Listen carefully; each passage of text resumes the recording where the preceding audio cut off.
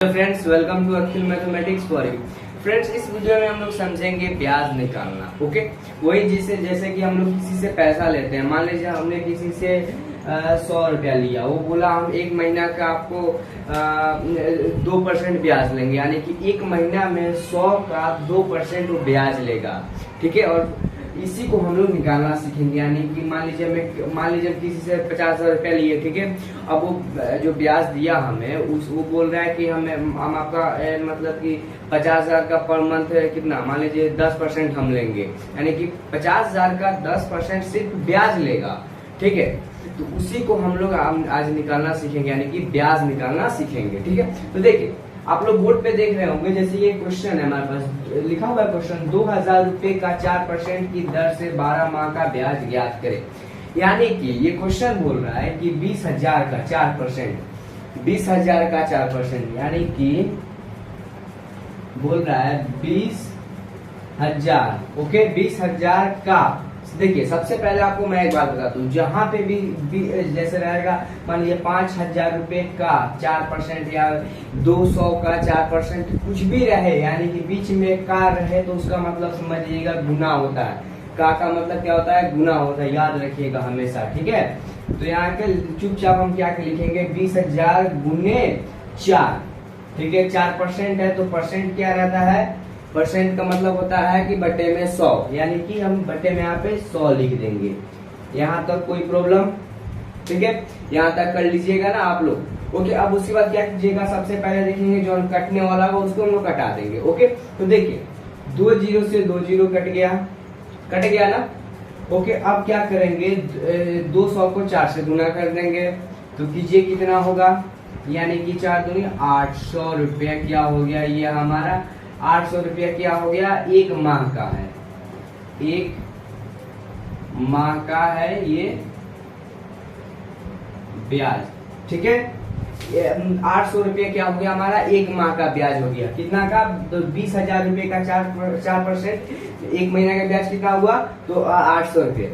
अब कितना महीना का यहाँ पे बोल रहा है, देखिए, यानी कि बोला 4% की दर से 12 माह का ब्याज कितना होगा, 20,000 का। ठीक है, तो देखिए सबसे पहले हमें पता चल गया ना, जैसे कि एक माह का ब्याज, एक माह का ब्याज कितना आया है, 800 आया है ना, 800 रुपया आया है, 800 रुपया आ गया हमारा एक माह का ब्याज। ओके, अब कितना महीना का निकाला है, 12 माह का, यानी कि 12 माह का ब्याज बराबर क्या करेंगे, 12 महीना का ब्याज बराबर चुपचाप हम क्या करेंगे, 12 गुने, देखिए महीना गुने, जैसे कि मान लीजिए, चलिए आपको ऐसे बता देते हैं, मान लीजिए एक महीना का कितना आया है, 800 आया है। ठीक है, तो देखिए जैसे कि हम ऐसे भी कर सकते हैं, यानी कि 12 कितना महीने का बोल रहा है, 12 महीने का बोल रहा है। ठीक है, तो 12 महीना, ठीक है, जैसे कि 12 माह गुने कितना महीने का निकाला है हम लोग, एक महीना का। ठीक है, एक माह का, तो इसको अगर करेंगे तो 12 महीने का 12 महीने का ब्याज निकालना है, तो 12 गुने एक महीने का ब्याज कितना आया है, 800 रुपये, तो 800 कर दिए। ओके, यहाँ तक क्लियर। उसके बाद इसको गुना कर देंगे, 12 कितना, इससे गुना करेंगे तो 12 गुने 800 कितना होगा, 9,600 हमारा होगा, यानी कि इतना हमारा एक साल का, यानी कि 12 महीने का ब्याज कितना हुआ, 20,000 का 4% की दर से 12 माह का ब्याज कितना हुआ, तो 9,600 रुपया हुआ। ठीक है, 9,600 रुपया हुआ। अब बोल रहा है, अब मान लीजिए जैसे कि हमारा ब्याज तो निकल गया। ठीक है, अब मान लीजिए हमें उसको पूरा सूद मतलब सही से उसको पैसा देना होगा, जो जिससे हम ब्याज लिए हुए हैं। तो ये तो सिर्फ हम ब्याज निकाले हैं ना, वो अपना मान लीजिए जैसे कि वो अपना मतलब कि इसका हम सिर्फ ब्याज निकालेंगे। अब मान लीजिए ब्याज और जितना दिया है उसको अगर देना होगा टोटल, तो क्या करेंगे, देखिए, तो कितना रुपया हमने लिया था, 20,000। ठीक है, तो क्या करेंगे, 20,000 प्लस, अब प्लस क्या करेंगे, जितना हमारा कितना महीना के लिए लिया था, 12 महीना का 4%, 20,000 का 4% कितना हुआ, 12 माह के लिए, तो 9600, यानी कि 9,600। तो यहाँ पे हम क्या लिखेंगे, 9,600। ठीक है, अब इसको हम जोड़ देंगे। ठीक है, 00692, यानी कि 29,600 हमारा क्या आ गया, ये हमारा टोटल पैसा इतना जिससे हम ब्याज लिए उसको देना पड़ेगा।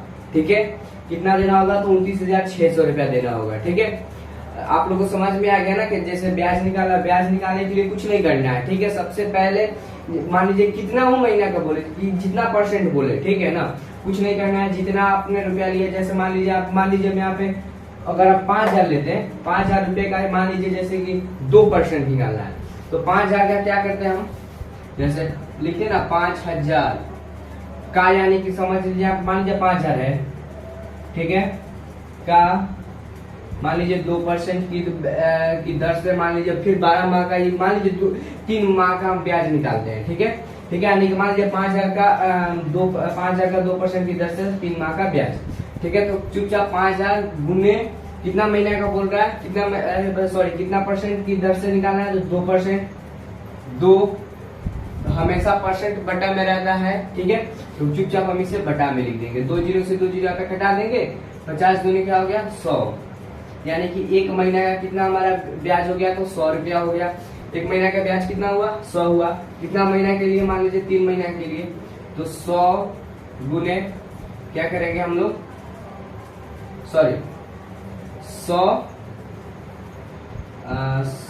गुने 3 कर देंगे तो क्या हो जाएगा हमारा 300। ओके, यानी कि हमारा क्या हो गया 3 महीना का, यानी कि 5,000 का 2% की दर से 3 माह का ब्याज कितना हुआ, तो 300 रुपया हो गया।